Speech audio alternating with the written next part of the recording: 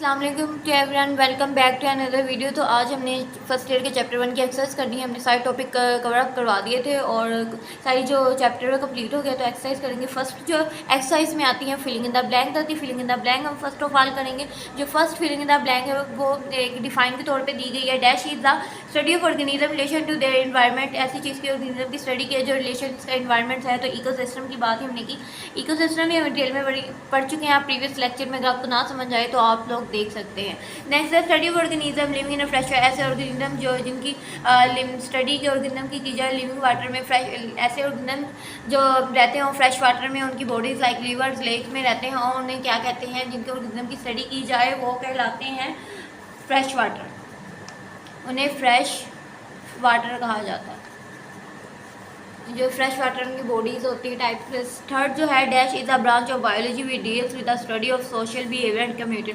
ऐसी branch of biology जो deal करे स्टडी ऑफ सोशल बिहेवियर और communal life of human beings के बारे में। मीन्स के सोशल बिहेवियर के बारे में बात की है कि ह्यूमन बींग्स का कैसा होता है इन्वायरमेंट के अंदर। तो हम लोग इससे क्या करें, में सोशल बिहेवियर से पता लग जाना चाहिए कि सोशल बायोलॉजी की बात हो रही है। तो आपने सोशल बायोलॉजी के बारे में बात हो रही है। इस तरह जो फोर्थ है dash in the dash body only 6 bio elements accounts for 99% of total mass. ऐसी बॉडी जिनके ओनली 6 बायो एलिमेंट्स अकाउंट्स हों वो 99% ऑफ टोटल मास होता है। तो क्या कहलाता है, वो ह्यूमंस कहलाती है। ह्यूमंस ये भी मैंने आपको लेक्चर बता दिया। वही हम लोगों ने पढ़ा था कंपोनेंट्स में कि हमारे जो 100% कंपोनेंट्स होते हैं 99.16 जो होते हैं वो इन बॉडी पे डिपेंड करते हैं। और सारे ये मैंने आपको टोटल में मास भी बता देता है किस तरह करते हैं।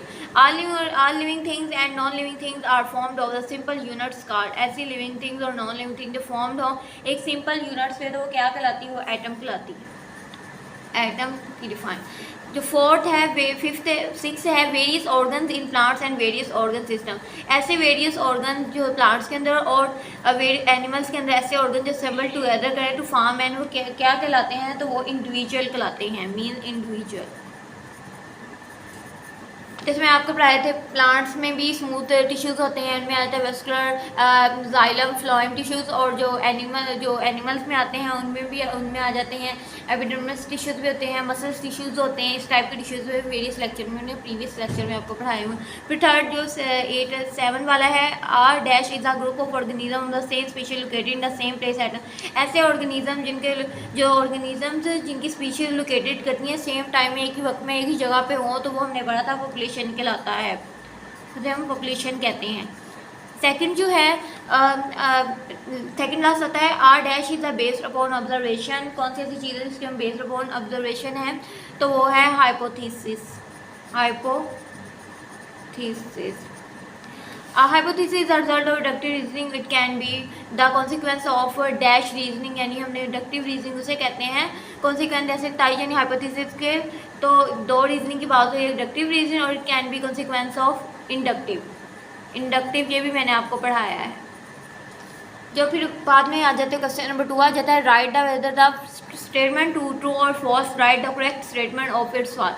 ट्रू और फॉल्स की हम लोग का स्टेटमेंट पढ़ेंगे। फर्स्ट आता है penicillin was discovered by Edward Jenner for the fungus. Penicillin उनका पेनिसिलिन वो है जो डिस्कवर की गया एडवर्ड जेनर ने की फंगस में। तो ये जो फर्स्ट है ये फॉल्स है, क्योंकि एडवर्ड जेनर जो थे उन्होंने, मैंने आपके पीछे बताया हुआ है, उन्होंने वैक्सीन्स वगैरह जो की थी बैक्टीरिया की, तो एडवर्ड जेनर डेवलप की थी टेक्निक, यानी काउपॉक्स वगैरह की। तो पेनिसिलिन वगैरह की बात ही नहीं हुई।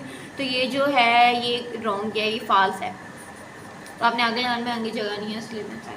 फिर सेकंड जो आता है man disease such as polio whooping cough measles mumps etcetera can be control by antibiotics. तो ये भी फॉल्स है, ये भी ट्रू नहीं है, तो इसे हम फॉल्स लिखेंगे एफ। थर्ड है exposure to the small pox virus, क्योंकि हमने पढ़ा था पोलियो और काउपॉक्स मम्प्स वगैरह जितने भी हैं कंट्रोल किस वजह से होते हैं, वैक्सीनेशन एडवर्ड जेनर ने टेक्निक्स वगैरह डेवलप की थी। तो वैक्सीनेशन इम्यूनाइजेशन से ये सारा सिस्टम जो है वैक्सीन्स लगती हैं, तो ये चीज़ जो है वह कंट्रोल होती हैं, एंटीबायोटिक से नहीं होती। जो हमारा थर्ड है exposure to the small pox virus allows the body to develop immune against the cowpox virus. तो ये से भी है फॉल्स। उन्होंने कहा है कि जो स्मॉल पॉक्स है वो एक वायरस है, ये बॉडी को अलाउ करता है कि डिवेल्प करता है इम्यूनाई अगेंस्ट काउ पॉक्स वायरस, यानी कि ये अगेंस्ट है स्मॉल पॉक्स जो है वो डिवेल्प इसलिए होता है कि वो खिलाफ है काउ पॉक्स के। तो ऐसा कोई, ये दोनों ही वायरस हैं एक फॉर्म है। बाद में उन्होंने बताया AIDS is the caused by the HIV and it spreads through the sexual contact, blood transfusion contaminants syringes and communicative syringes surgical instrument में आपको बताया था। जो एड्स है और जो हेपेटाइटिस है ये दोनों ही वायरस है, कह लें कि ये सिरिंजेस वगैरह से और सर्जिकल इंस्ट्रूमेंट जो भी डॉक्टर्स वगैरह यूज़ करते हैं ये उससे होता है, और ये ब्लड से ट्रांसफ़र होकर ये फैल जाता है। अगर कह लें कि एक मदर को है तो अगर उसके आगे जो बॉर्न बेबी होगा उसके अंदर भी ये चीज़ ब्लड के जरिए ट्रांसफ़र होगी। ये सिंपल सी बात है कि इन चीज़ों में एहतियात करने, इसलिए जो एड्स है उसका तो अभी कोई ट्रीटमेंट नहीं आया और ना ही हेपेटाइटिस का, बट इनकी वैक्सीन वगैरह हैं कि जिससे वो कंट्रोल ही की जा सकता है, इसे टोटल से इसके रिमूव नहीं किया गया। सो यस, ये था इसका, मैंने आपको बता दिया इसका ट्रू है। उसके बाद हमने और कुछ आगे हैं MCQs वगैरह हैं। Each question has 4 options in circle the correct answer. ऐसे ऑप्शंस 4 ऑप्शंस उन्होंने बताए, उन्हें इन सर्कल करेक्ट आंसर उनके बताए जाए। विच one of the following is the correct return in the biological method. उन्होंने कहा ऐसा करेक्ट सीक्वेंस कौन सी है बायोलॉजिकल मेथड की, तो हम लोगों ने पढ़ चुके हैं। मैं आपको सिंपली बताऊंगी, लेक्चर को ज़्यादा लंबा नहीं करूँगी। Observation, hypothesis, detection, testing of detection. तो इसका जो बी आंसर है वो करेक्ट आंसर है। बी हम लोगों ने पढ़ा because observation hypothesis law theory ये भी डिफरेंस आ जाते हैं। ऑब्जर्वेशन उन्होंने डिटेक्शन, टेस्टिंग ऑफ डिटेक्शन, ये भी डिफरेंस में कोई नहीं, ऑब्जर्वेशन आ गया इसमें बड़ा। ऑब्जर्वेशन और डिटेक्शन ये तो चीज़ें सेम मिल रही हैं, बट ये दोनों चीज़ें सेम ही बता देगी आगे पीछे करके। इसी तरह लॉ थ्योरी, डिटेक्शन, ऑब्जर्वेशन, ये लॉ जो है थोड़ा ना बायोलॉजिकल मेथड्स में होता है, और लॉ ये ऑब्जर्वेशन और लॉ थ्योरी ये भी अलग है। तो ये सिंपल जो ऑब्जर्वेशन हाइपोथेसिस जो एक सीक्वेंस है हम लोगों ने पढ़ा, डिटेक्शन, टेस्टिंग और डिटेक्शन, यानी पहले मुशाहिदा किया फिर उसके बारे में डिटेक्शन की जो भी उसके टेंशन वगैरह आगे सीक्वेंस वगैरह चलती है, फिर उसके टेस्ट वगैरह, ये सारे जो है option B is the correct option. Which one of the following is an employed treatment of cancer. उन्होंने कहा कौन सा ऐसा फॉलोइंग ट्रीटमेंट बताएं कैंसर के लिए जो बेनिफिशियल है, तो उन्होंने सेकंड उन्होंने बताया है बी, रेडियोथेरेपी और कीमोथेरेपी। रेडियोथेरेपी मैंने आपको बताया था ऐसी वेव्स टाइप होती हैं जो ब्लड के अंदर ट्रांसफ़र की जाती हैं, क्या लेज़र टाइप की होती हैं वेव्स, जिससे कैंसर को रिमूव किया जाता है। और कीमोथेरेपी वो होती है जिससे मेडिकेशन के ज़रिए रिमूव किया जाता है, मेडिसिन दी जाती हैं जो जितने भी अंदर जो वायरस वगैरह कैंसर फैला उसे रिमूव किया जाता है। सेकंड जो है थर्ड है विच one of the following is not a viral disease. इन्होंने कहा है कौन सा ऐसा बताएं जो वायरल डिसीज़ नहीं है। Cowpox, tetanus, small pox. तो इनमें से जो सी है टेटनस है वो एक वायरल डिसीज़ नहीं है। टेटनस मीन्स के वो अगर उनके चोट वगैरह भी लग जाती है तो इंजेक्शन वगैरह भी लगा लेते हो तो कंट्रोल होता है, माइनर सही होता है, इतना कोई वायरल डिसीज़ होता है। मम्स, काउपॉक्स, स्मॉल पॉक्स से तो वायरल ही डिसीज़ है जो वैक्सीन के जरिए भी कंट्रोल किए जा सकते। Which one of the following is not related to cloning. का ऐसा पॉइंट बताएं जो क्लोनिंग से रिलेटेड नहीं करता। रिप्लेसमेंट ऑफ अ न्यूक्लियस से zygote by another nucleus of the same, और उनका रिप्लेसमेंट अगर जाइगोट की न्यूक्लियस से की जाए और अदर न्यूक्लियस की सेम ऑर्गेनिज्म से की जाए। तो ये बताया separation of cell of embryo to more. So simple way यही है कि मैंने आपको बताया था कि अगर दो ऑर्गेनिजम्स हैं तो एक है डोनर जो है उसे एक्सेप्टर को अगर वो अपना न्यूक्लियस देता है तो आगे जो उसका न्यूक्लियस है वो विदाउट न्यूक्लियस हो जाएगी। जो सेल है विदाउट न्यूक्लियस होगा तो जो डोनर वो एक्सेप्टर को अपना जब न्यूक्लियस देगा तो आगे जितने भी उसके ऑर्गेनिजम्स होंगे डिवेल्प करेंगे वो हेल्दी होंगे, क्योंकि जो ट्रांसफ़र जिसने डोनर ने अपना दिया वो भी हेल्दी था। सो ये यस आगे हम क्वेश्चन वगैरह शॉर्ट करेंगे। शॉर्ट क्वेश्चन में आ जाता है what do you mean by hypothesis के बारे में, ये भी आपको मैंने बता चुका है। हाइपोथेसिस के हम आगे पढ़ चुके हैं। How does the law differ from theory भी हम लोग कर चुके हैं। अगर डिडक्टिव रीजनिंग में डिफाइन वैक्सीनेशन भी ये शॉर्ट क्वेश्चन है। Right and not on cloning का भी हम लोग कर चुके हैं। अगर मैं आपको बता भी देती हूँ right and not on cloning, अगर क्लोनिंग का नोट वगैरह आपसे पूछे तो पेज नंबर 12 पे है। ये आपने क्लोनिंग यहाँ से लेकर एंड तक आप लोगों ने यहाँ लिख देनी है, क्लोनिंग का यहाँ एंड तक। ये साइंटिस्ट के बारे में अच्छे अच्छे पॉइंट्स बना के, और बाद में जो उन्होंने सेकंड क्वेश्चन जो पूछा है व्हाट इज डिडक्टिव रीजनिंग, तो हम लोगों ने ये भी पढ़ चुके थे डिडक्टिव रीजनिंग क्या होता है। ये ट्रांसजेनिक में पढ़ चुके थे, बायोलॉजिकल वगैरह, और इसमें पढ़ा था हम लोगों ने बायोलॉजिकल मेथड में डिडक्टिव रीजनिंग क्या होता है। ये आपने यहाँ से लेकर यहाँ तक इसकी डिफाइन लिखी। फिर हाइपोथेसिस की डिफाइन पे पढ़ी हम लोगों ने। इंडिया स्टेट में इजाफे विच इज स्टैंडर्ड एक्सलेशन ये इसकी दी गई थी।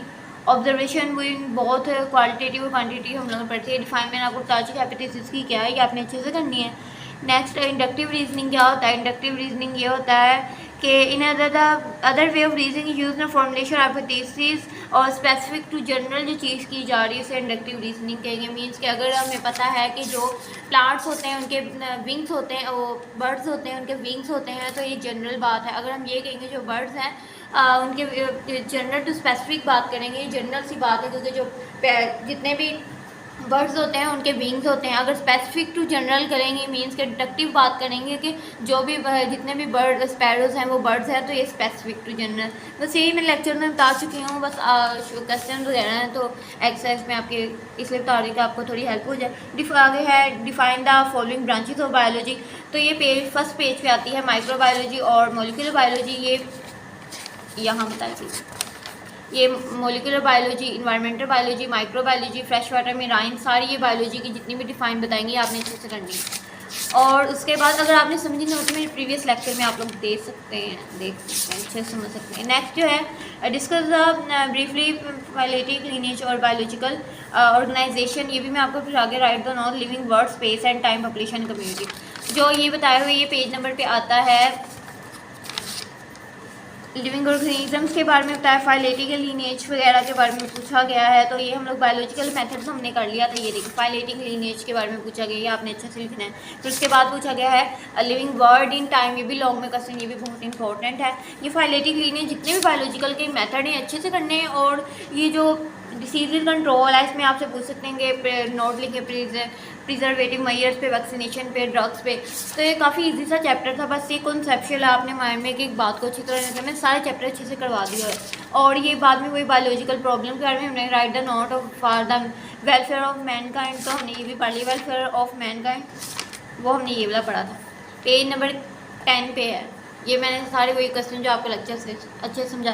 सो यस, ये था आज का हमारा लेक्चर। मेरी वीडियो को लाइक करें, शेयर करें, सब्सक्राइब करें। अगर आपको कोई चीज़ नहीं समझ आती, किसी क्वेश्चन का कॉन्सेप्ट आपको नहीं समझ आ रहा, तो आप मुझे कमेंट्स में बता सकते हैं, मैं आपको ब्रीफली और समझा दूँगी अच्छे से। और ये हमारा जो कि चैप्टर वो कम्प्लीट हो गया है। कल से जो हम नया चैप्टर स्टार्ट करेंगे उस चैप्टर नंबर 2 होगा। तो मेरी वीडियो को लाइक करें, keep supporting, keep loving, lots of love and Allah हाफिज़।